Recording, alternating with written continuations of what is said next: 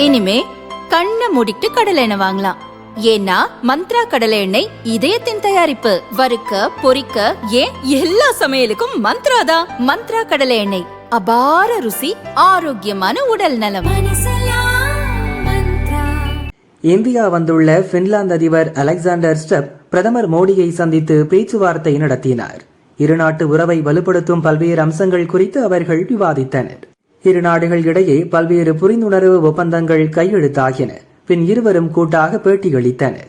அப்போது Iran, Israel, America மற்றும் Ukraine, Russia போர் நடைபெற்று வரும் நிலையில் உலக அமைதிக்கான இந்தியாவின் நிலைப்பாடு பற்றி பிரதமர் மோடி எடுத்துரைத்தார்.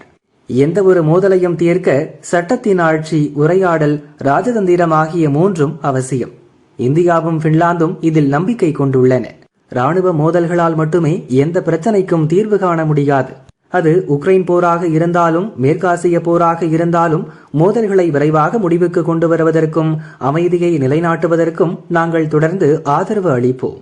வளர்ந்து வரும் உலகளாவிய சவால்களை சமாளிக்க உலகளாவிய நிறுவனங்களில் சீர்திருத்தங்கள் கொண்டு வருவது அவசியம். பயங்கரவாதம் எந்த வடிவில் இருந்தாலும் அதை முற்றிலும் வேறிருக்க வேண்டும் என்பதில் உறுதியாக இருக்கிறோம் என பிரதமர் மோடி கூறினார். பின்லாந்து அதிபர் அலெக்சாண்டர் ஸ்டெப் கூறும்போது, ஐநா பாதுகாப்பு கவுன்சிலில் இந்தியாவுக்கு நிரந்தர இடம் மிக முக்கியமானது என கூறினார். உலகின் மிகவும் செல்வாக்குமிக்க நாடுகளில் இந்தியாவும் ஒன்று. மிகப்பெரிய ஜனநாயகம் மற்றும் வேகமாக வளர்ந்து வரும் பொருளாதார சக்தியாக இருக்கிறது. இந்தியாவின் யதார்த்தமான வெளியுறவு கொள்கை உலகளவில் மரியாதை பெற்றிருக்கிறது. உலகளாவிய தெற்கில் இந்தியாவும் அதன் கூட்டாளிகளும் எதிர்கால சர்வதேச அமைப்பின் திசையை வடிவமைப்பதில் முக்கிய பங்காற்றும் என்று ஸ்டெப் கூறினார்.